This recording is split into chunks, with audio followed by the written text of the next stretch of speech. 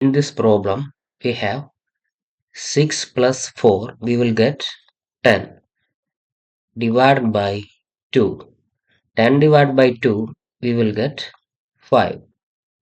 But this answer is completely wrong because here in this problem, we does not follow the order of operation called PEMDAS.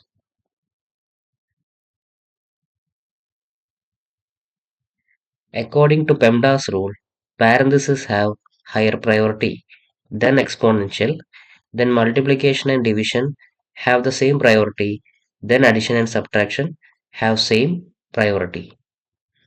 So in this problem, you can see we have addition and division. According to PEMDAS rule, this division have higher priority than addition.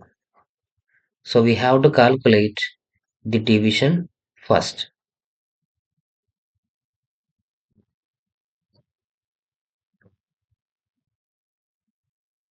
So here you can see we have division.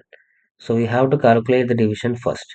4 divided by 2, we will get 2. We already have 6 here. 6 plus 2 is equal to 8.